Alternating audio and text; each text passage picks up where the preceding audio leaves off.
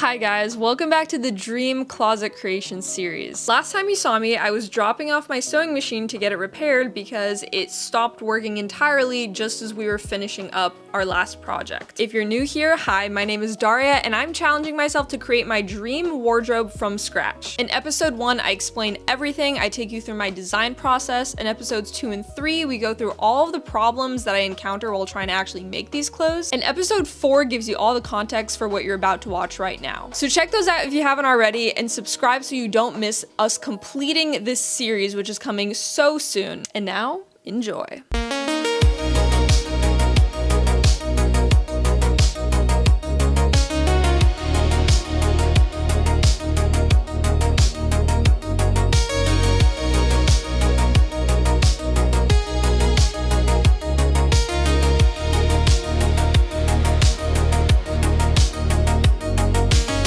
Been a solid week since you last saw me. My sewing machine is back. I got it back yesterday, took a whole week, about 150 bucks. They said the problem was just that it needed like a full routine servicing. The guy there basically said it was really gunked up. He was asking if it had been just like sitting there for a long time. Since I bought it secondhand, it probably was just sitting there for a really long time. I am a little bit peeved about that because I feel like the whole point is that it should have came ready to use, but it's so much nicer now. I forgot how pleasant it was to sew. Today my plan was to fully finish that like sparkly outfit. Earlier today I did sew on the bottom band, which went okay. I will show you guys how it looks tomorrow. As is the case with a lot of other things I've made, they usually kind of grow on me after a day. Once I first finish them, I get kind of disappointed, but then the next day, once I look at it with fresh eyes, I'm like, actually, this is pretty cool. The reason that we weren't able to finish everything today is because I need to go and get more thread, but I did have enough thread left to make this top from that sequin fabric that I showed you earlier. I didn't film it, but it was so simple. It literally just traced a tank top, came out so good. I also was really struggling today because I had no idea, truthfully, what my next outfit was gonna be.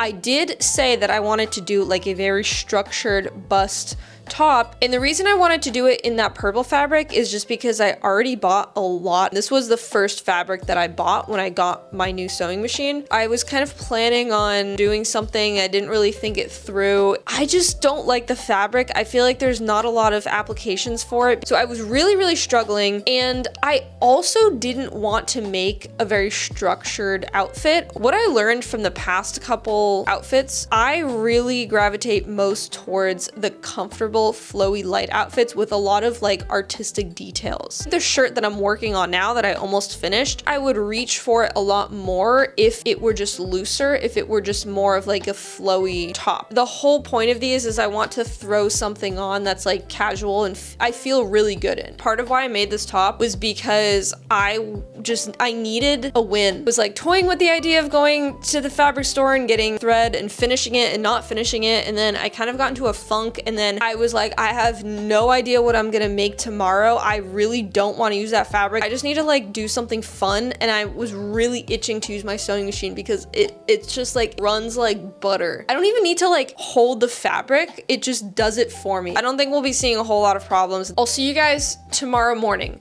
Once the bottom band had been sewn on, the very last step was to hem around the neckline to finish it off and see how it all looked together.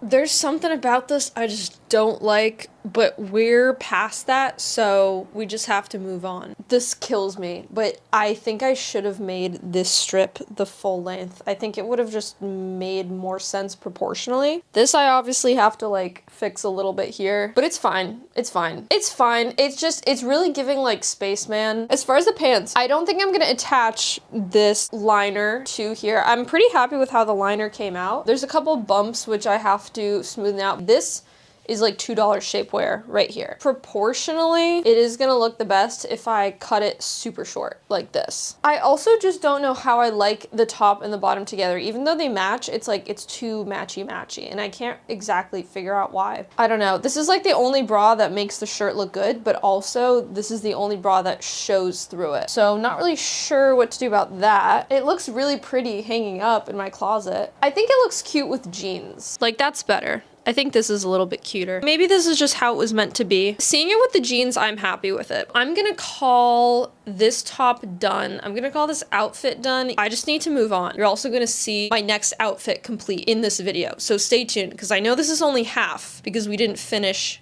making this last time. So stay tuned for that. I think it's time to switch gears for the next outfit. I decided to go back to the sequin tank top since I was loving it so much.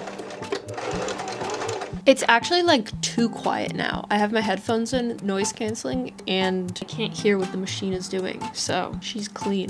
Could this be the outfit I had been searching for the entire time? I traced the front and back of a tank top that I already had and cut both pieces out. The only thing left to do was hem the edges to finish it off. As it turns out, I had just enough of this fabric left to make a mini skirt, so that's exactly what I did. I did trace one I already had, but to be honest, it was just these two identical pieces, nothing more. The sewing machine was not too keen on these sequins and kept skipping stitches, but I wasn't too worried since it seemed to hold together just fine, and that was all I needed. This unplanned outfit was the cheapest, easiest, and quickest to make by far, and I will give you a final reveal at the end of this video.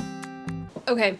I just figured it out. I just sewed the edges of this. I was so excited to put this on. I was really looking forward to it, and part of the reason why I did this tonight is because I was feeling really not sure about what my next steps were. I was getting a little frustrated, just a bit discouraged, so I was like, let me just make something I can put on that I know is going to be an easy win. And then I started rethinking my plan for tomorrow. I want sparkle, but I want it to be comfortable. I need something that I can throw on. I decided what I'm gonna do. This fabric, super cheap, love it. Apparently my mic didn't want me to tell you what the plan was, but joke's on it, I'm about to anyways. I realized I really wanted to make something that felt very casual but still had pizzazz. I went back to this gray fabric because I had a bunch left over and it felt really good to put on. To keep things simple and make the most of the fabric I already had, I decided to cut stars out of all the scraps of leftover fabric and sprinkle them all over the shirt. I didn't even realize this at the time, but this was actually the fun long sleeve shirt plus micro shorts combo I was aiming for, since the gray shorts we made for the dress in episode 3 matched perfectly. I got right to work cutting out stars, then cutting out some stars, then cutting out some more stars. I cut out as many stars as I could before I started to not feel like it anymore, and then I switched back to making the shirt. I used this red shirt as a pattern again, but left a lot more room this time. Luckily, this was another really simple process, and it felt so good to work with something that I actually wanted to put on my body. Once I started sewing, I thought everything was going pretty well until I noticed something really strange happening with the stitches. They were super loose, had all these weird loops. I did get nervous for a second, but I think it was just a combination of going too fast on stretchy fabric and needing to adjust the tension now that my sewing machine was actually working right. After adjusting the stitches, I tried the fit. The sleeves were a bit too tight for my liking, and while I definitely could have gotten away with it, I had learned my lesson about making sure my clothes were perfectly comfortable to wear. So I took the sleeves apart and also widened the area around the armpits to account for some looser sleeves. I thought the shape was actually kind of cool. I really felt like Grand Moff Tarkin here. I decided to close in the sleeves at the wrist. Even though I did like the look of a wide sleeve, it's a little overstimulating to have them flapping about, and this shirt was definitely one I wanted to be able to roll up my sleeves in if I needed to.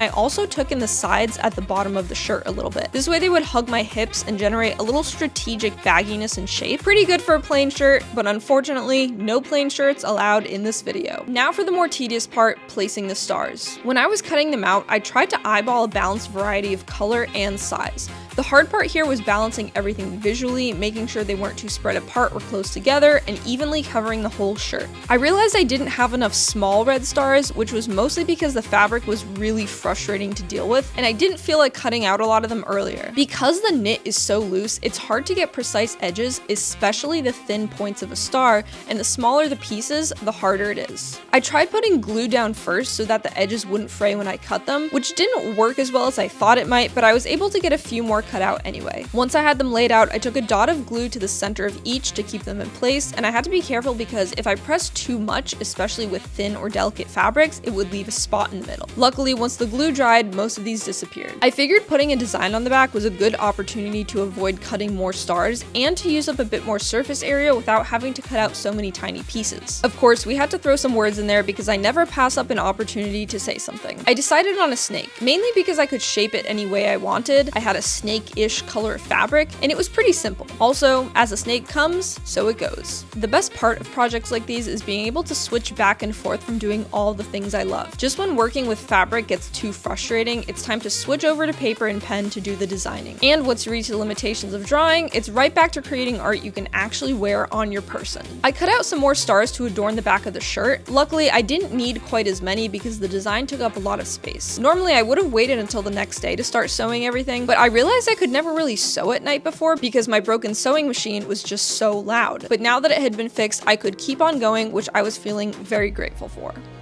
The next morning, I continued sewing on the rest of the pieces. This outfit marked a point where I stopped worrying so much about making everything look very neat and professional and just started enjoying the process for what it was. Each star looked a little wonky, but I actually kind of liked it that way because it felt like a symbol that I made it myself. I almost welcomed it being a little messy just to prove to myself that I could make whatever I wanted, wear it anywhere, and it didn't need to be perfectly executed for it to still be amazing. Weirdly enough, it was even more satisfying than having a perfect shirt, and maybe part of me was even secretly hoping people could see that I had made it myself. You've all been so patient watching this, so here are the final looks of the 3 outfits we completed.